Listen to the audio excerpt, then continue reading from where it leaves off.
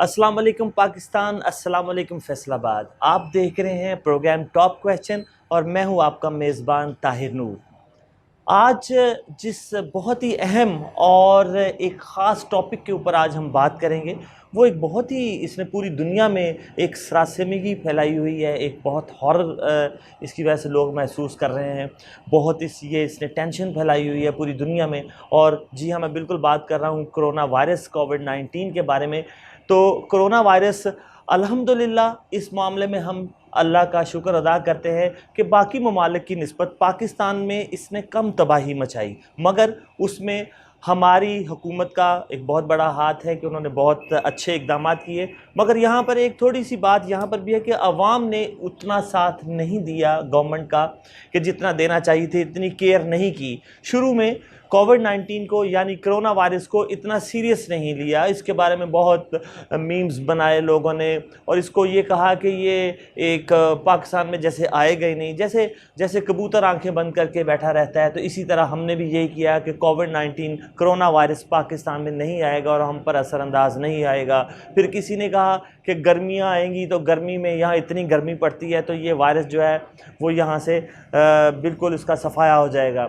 मगर इसके बावजूद कोरोना वायरस की पूरी दुनिया के साथ साथ पाकिस्तान में भी तबाही जारी रही। तो इसीलिए अभी फ़िलहाल एक थोड़ा सा बहुत ही माइनर सा फ़र्क हमें महसूस हो रहा है, जो कि एक जुज़वी लॉकडाउन जो गवर्नमेंट ने मुख्तलिफ़ इलाकों में किया और एक लोगों में भी थोड़ी सी अवेयरनेस होना शुरू हो गई। लोगों ने मास्क पहनने शुरू किए, सोशल डिस्टेंस रखना शुरू कर दिया। तो मगर कोरोना वायरस अपनी जगह पर मौजूद है और उसकी ये कातिल कोरोना वायरस जो है, इसका जो वार हैं वो हर रोज़ हम अपनी टीवी चैनल्स के ऊपर देखते हैं।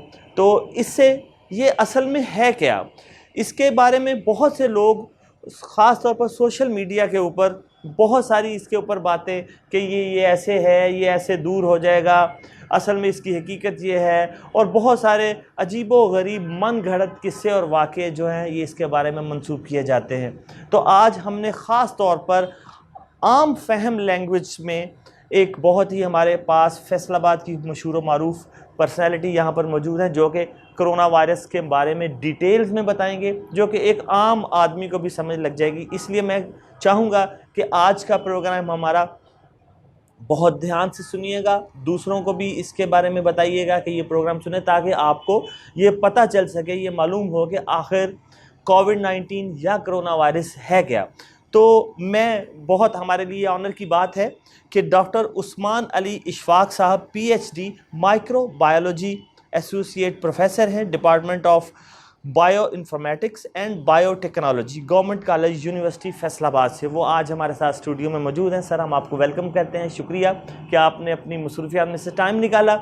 और हम चाहेंगे कि आपके तफस्सुस से आप के ज़रिए हम लोगों को ये बतला सकें कि ये कोरोना वायरस है क्या। सर की बहुत सारी इस सिलसिले में खिदमात हैं और असल में ये जो सार्स वायरस जिसको हम कोरोना कहते हैं, सार्स वायरस 2 कोरोना वायरस जो है, इसके ऊपर ये रिसर्च कर चुके हैं। इनके मुख्तलिफ इनके थीसिस और इनकी जो मकालमे हैं वो पूरी दुनिया में शाया हो चुके हैं। और इसके साथ साथ अभी ये वैक्सीन बनाने के लिए एक मैप बना रहे हैं कि वैक्सीन किस तरह बनाई जाए, किन अवामल को मद्देनज़र रखकर और किन पॉइंट्स को जहन में रखकर किस तरह जो है वैक्सीन बनाई जाए। जी सर, आप सबसे पहले सर मैं आपको वेलकम कहता हूँ अपने प्रोग्राम में टॉप क्वेश्चन में। और सबसे पहला क्वेश्चन मैं आपसे ये पूछना चाहूँगा, आज के टॉप क्वेश्चन में सबसे पहला क्वेश्चन, सर ये कोरोना वायरस है क्या? ये क्या वायरस है, कौन सा वायरस है ये, और आम फहम में इसकी डेफिनेशन आप हमें बताएं कि ताकि आम लोगों को इसकी समझ लग सके। ताहिर नूर साहब, आपका बहुत बहुत शुक्रिया। सबसे पहला जो आपने क्वेश्चन पूछा, कोरोना वायरस क्या है, आम फहम में बताएं। Corona virus actually group of family है जिसमें 7 वायरसेस आते हैं। तो उसमें कुछ वायरसेस हैं जो एनिमल में इन्फेक्ट करते हैं और कुछ एनिमल और ह्यूमन में दोनों में इन्फेक्ट करते हैं। मोस्ट इम्पॉर्टेंट जो 3 वायरसेस हैं जो ह्यूमन में इन्फेक्ट करते हैं उसका मैं ज़िक्र करता हूँ। उसमें जो सबसे टॉप पे है सार्स कोरोना वायरस 1, इसको severe acute respiratory syndrome virus 1 भी कहते हैं। दूसरा इसमें आता है मर्स, मिडल ईस्ट रेस्पिरेटरी सिंड्रोम, और तीसरा जो अब आया है जिसको हम सार्स कोरोना वायरस 2 कहते हैं, यानी severe acute respiratory syndrome virus 2, और ये जो डिज़ीज़ कॉज करता है इसको हम कोविड-19 कहते हैं, यानी कि कोरोना वायरस डिज़ीज़ 19। जी बहुत बहुत शुक्रिया सर, बहुत ज़बरदस्त इन्फॉर्मेशन आपने दी, और मैं समझता हूँ कि जिस तरह मुझे समझ लगी इसी तरह तमाम सुनने वालों को और देखने वालों को ये बात समझ लगी होगी कि कोरोना वायरस असल में है क्या, कोविड-19, इसको कोविड-19 क्यों कहते हैं। तो टॉप क्वेश्चन प्रोग्राम में दूसरा क्वेश्चन सर मैं आपसे ये पूछना चाहूँगा कि इस तरह का वायरस मुझे याद पड़ता है कि शायद 2003 के लगभग भी मैंने इसका नाम सुना था, और उसका कोई इस किस्म का ही वायरस था। वो क्या वायरस था और उसकी इन्फेक्टिविटी जो थी वो कितनी थी, उसका जो असर था लोगों के ऊपर वो कितना था, इससे कम था, ज़्यादा था, कहाँ से शुरू हुआ, और अब जो वायरस है इसका उसके साथ रिलेशन क्या है। जो अब कोविड-19 है, वो जो 2003 में हमने एक वायरस का नाम सुना था, वो भी एक उस वक्त तो वो एपिडेमिक थी, जो था वो वायरस, तो अब तो ये पेंडेमिक हो गया है। तो अभी हम आपसे ये भी पूछेंगे कि सर एपिडेमिक और पेंडेमिक में क्या फ़र्क है, तो ये क्वेश्चन के दूसरे हिस्से में आप ज़रूर इसके बारे में बताइएगा। तो वो जो 2003 में हमने जो वायरस सुना था, आई थिंक उसको सार्स शायद वायरस है, वो किस चीज़ की एब्रीविएशन है वो भी सर हमारे देखने वालों को बताइएगा। तो उस वायरस का और इस वायरस का आपस में क्या रिलेशन है? सार्स कोरोना वायरस 1 है जिसको हम कहते हैं सीवियर एक्यूट रेस्पिरेटरी सिंड्रोम, ये एक्चुअली 2003 में आया था। ये सार्स कोरोना वायरस कोई नया नाम नहीं है। 2003 में ये फर्स्ट डिज़ीज़ चाइना और इसके सराउंडिंग एरिया में आई थी, लेकिन ये इतनी पेंडेमिक नहीं हुई, ये दूसरी कंट्रीज़ में स्प्रेड नहीं हुई। फिर उसके बाद 2013 में middle east respiratory syndrome virus आया, जिसका फैटेलिटी रेट इससे बहुत ज़्यादा था, 20% था। और देन 2019 में दिसंबर में चाइना के अंदर क्लस्टर ऑफ निमोनिया के पेशेंट आए, और उससे उसका सीक्वेंस या जीनोम आइसोलेट किया गया। जीनोम से फिर हमें इंफॉर्मेशन मिली कि ये एक नया वायरस है, ये सार्स कोरोना वायरस 2 इसको नाम दिया गया, और ये डिज़ीज़ कॉज करता है कोविड-19। तो SARS corona virus 2 actually 70 to 85% SARS corona virus से मिलता है, और 15% इसका जीनोम मिलता है मिडल ईस्ट रेस्पिरेटरी सिंड्रोम के साथ। चाइना में एक्चुअली ट्रेड होती थी, इलीगल ट्रेड एनिमल्स की। वहाँ कुछ ऐसे एनिमल सेल किए जाते थे मार्केट में, जो वुहान की मार्केट थी, मीट मार्केट, वहाँ पेंगोलिन, बैट और इसके अलावा और इलीगल एनिमल्स का गोश्त सेल किया जाता था, या लाइव एनिमल सेल होते थे। एक्चुअली जो सार्स कोरोना वायरस 2 है, इसका जो जीनोम पब्लिश हुआ है उसमें जो इसकी स्पाइक प्रोटीन है वो चेंज है सार्स कोरोना वायरस 1 के साथ, जिसकी वजह से इसकी इन्फेक्टिविटी 10 फोल्ड ज़्यादा है दैन सार्स कोरोना वायरस 1 के हिसाब से। डेट्स वाई ये तकरीबन 213 कंट्रीज़ में फैल चुका है। और यहाँ मैं एक और बात एक्सप्लेन करना चाहता हूँ वबा के बारे में। वबा, उर्दू में वबा का लफ्ज़ यूज़ होता है, लेकिन इंग्लिश में इसके लिए 2 वर्ड्स यूज़ किए जाते हैं, एपिडेमिक, पेंडेमिक। एपिडेमिक है कि अगर डिज़ीज़ किसी एक इलाके में आई है या एक कम्युनिटी में आई है, आप इस तरह भी कह सकते हैं कि एक कंट्री में है तो हम उसको एपिडेमिक कहते हैं। लेकिन अगर एपिडेमिक को पासपोर्ट मिल जाए या दूसरे कंट्रीज़ में जा सके तो उसको हम पेंडेमिक कहते हैं, क्योंकि ये डिज़ीज़ 213 कंट्रीज़ में जा चुकी है, तो इसलिए हम इसको पेंडेमिक, WHO ने, वर्ल्ड हेल्थ ऑर्गेनाइजेशन और सेंटर ऑफ डिज़ीज़ कंट्रोल ने इसको पेंडेमिक डिज़ीज़ का नाम दिया। जी सर, शुक्रिया। बिल्कुल ये सार्स 1 और सार्स 2 हम इसको कह सकते हैं, और ये जो है इसकी जो इन्फेक्टिविटी है वो डेफिनेटली बहुत ज़्यादा है। अच्छा सर, मुझे ये बताइएगा कि ये फैलता कैसे है, इसका फैलाव कैसे होता है, ये फैलता कैसे है, और इसकी इलामात क्या हैं? अच्छा, 1, 2, 3 मरहले हैं। शुरू में ये हम इससे कैसे बचें? अगर हम इससे ये हम पर असरअंदाज हो जाए। अगर हम हम में इन्फेक्शन आ जाए ये, तो फिर हमें इब्तदाई मरहले के ऊपर क्या करना चाहिए, ये आप प्लीज़ हमें बताइएगा, रोशनी डालिएगा कि ये क्या है। और हम इससे 2 स्टेप हैं कि पहले तो हम इसकी हिफाजती तदाबीर क्या हैं, हम इससे बच कैसे सकते हैं। अगर हम में किसी को ये वायरस उसके ऊपर अटैक कर जाता है तो उस वक्त हमें क्या करना चाहिए? जी। सार्स वायरस कैसे फैलता है, इसकी एक्चुअली सबसे ज़्यादा ये जो बॉडी के अंदर एंटर होता है वो माउथ के थ्रू, नोज़ के थ्रू और आइज़ के थ्रू है। तो ये हैं, और इसकी अलामात अगर हम कहें तो सार्स कोरोना वायरस की अलामात में आपको फ़ीवर होता है। ये 87% चाइना ने रिसर्च की है कि 87% में फ़ीवर मस्ट होता है। फिर उसके बाद सेकंड इसकी अलामात है सॉर थ्रोट, और देन खांसी है। उसके बाद अब अलामात तो कुछ इसकी चेंज होना शुरू हो गई हैं, जो आजकल के मौसम में है। यहाँ नज़ला ज़ुकाम और इस तरह की अलामात कम आती हैं। सीवियर किस्म का डायरिया होता है, डायरिया के साथ रैशेज़ ऑन स्किन, और आपकी कंजक्टिवाइटिस यानी कि आपकी जो आइज़ हैं उस पे असर होता है, रेडनेस ऑफ आइज़ होती हैं, और पाँव पे नीले निशान और टेस्ट का चले जाना, ये भी इसकी अलामात में शामिल है। उसके बाद हिफाज़ती तदाबीर क्या है? सबसे बेस्ट जो इसकी पॉलिसी है कि आप आइसोलेशन करें, या फिर आप रश वाले एरियाज़ में ना जाएं, स्टे एट होम और मास्क पहने। यहाँ एक बात मैं और क्लियर करना चाहता हूँ कि मास्क सब लोगों के इसलिए ज़रूरी है, जिसको कोविड-19 की इन्फेक्शन है उसका मास्क पहनना बहुत ज़रूरी है।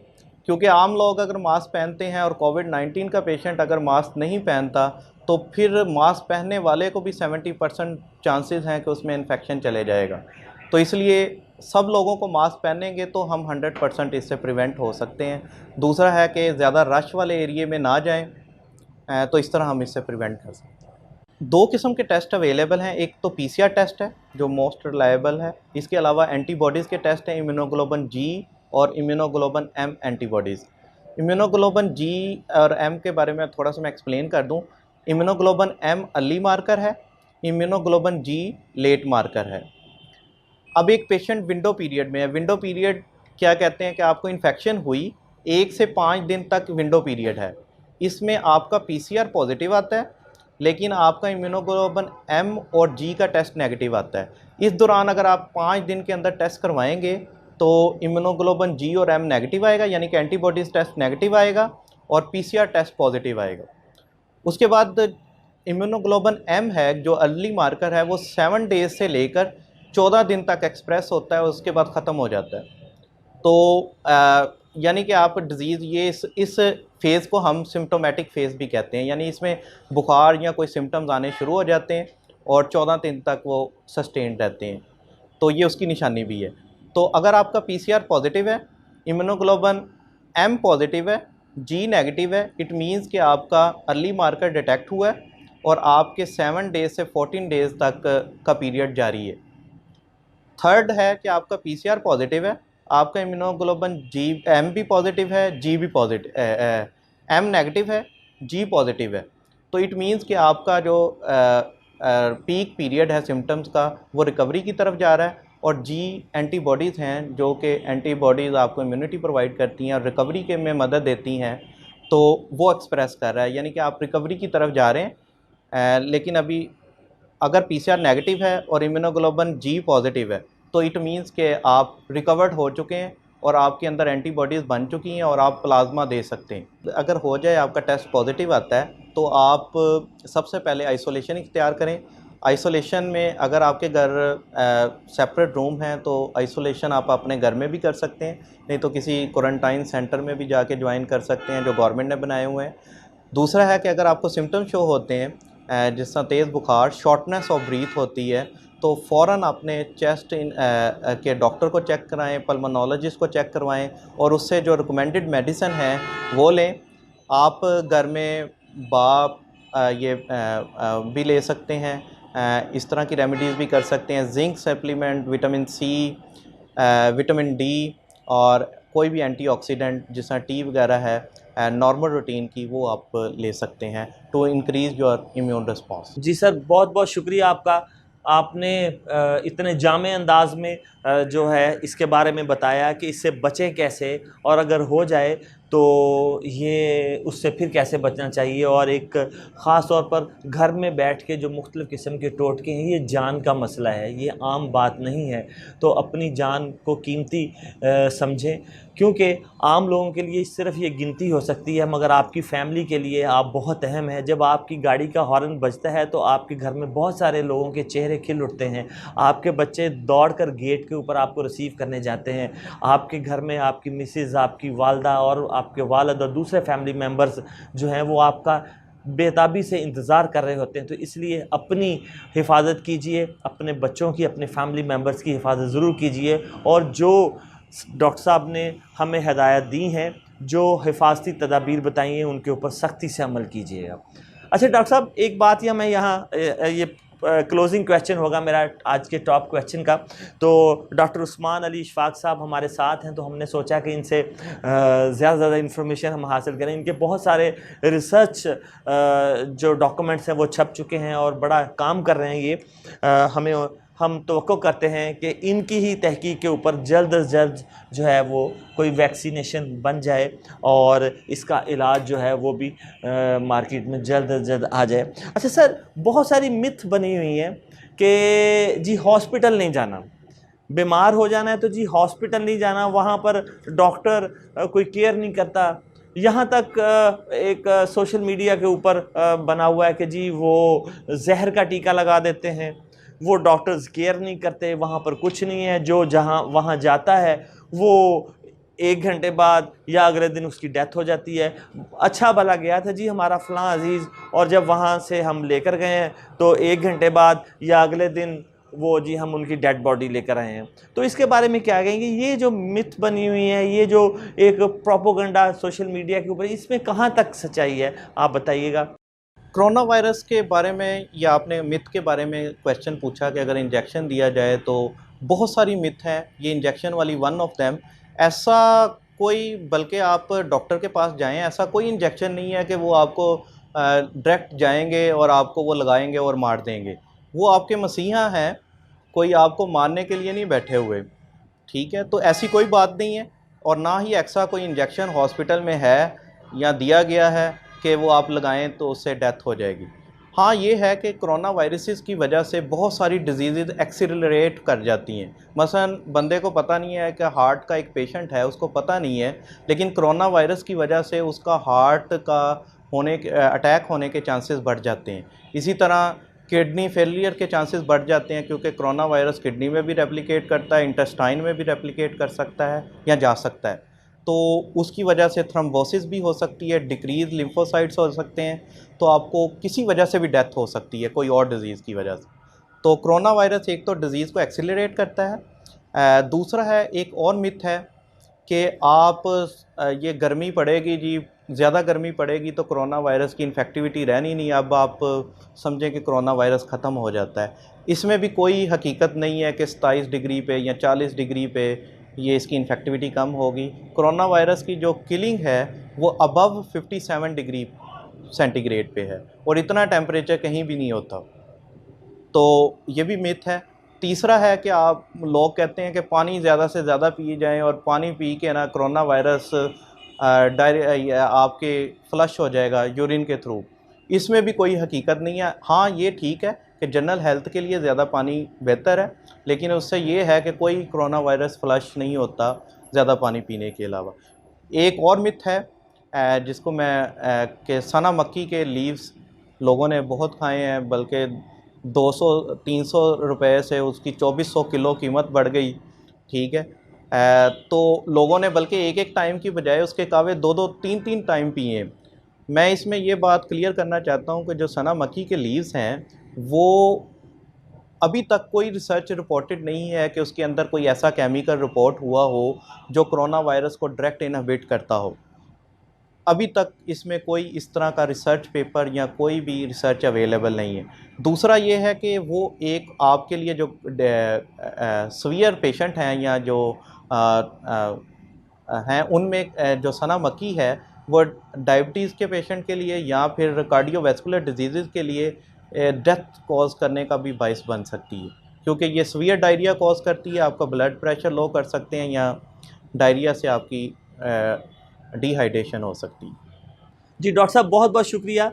उम्मीद करते हैं कि हमारे व्यूअर्स ने आज के इस प्रोग्राम से बहुत सारा जो है फ़ायदा उठाया होगा और बहुत इन्फॉर्मेशन को अपने तक भी महदूद ना रखिएगा, बल्कि अपने फैमिली मेम्बर्स को और दूसरे दोस्तों को और अपने हल्का अहबाब में भी ज़रूर इन इन्फॉर्मेशन को बताइए, क्योंकि ये वो टिपिकल और ऑथेंटिक एक इन्फॉर्मेशन है जो एक प्रोफेसर जो हैं वो इसके ऊपर वर्क कर रहे हैं। इनका एक पूरी टीम है जो इनके ऊपर काम कर रही है, तो इससे ऑथेंटिक और इन्फॉर्मेशन नहीं हो सकती। अपने मेज़बान ताहिर नूर को इजाज़त दीजिएगा। इंशाल्लाह अगले टॉप क्वेश्चन में किसी और टॉप क्वेश्चन के साथ आपके साथ फिर मुलाकात होगी। टिल देन खुदा हाफिज़। अपना और अपने साथ में इर्द गिर्द अपने फैमिली मेम्बर्स का ख्याल रखिएगा। अल्लाह निगहबान।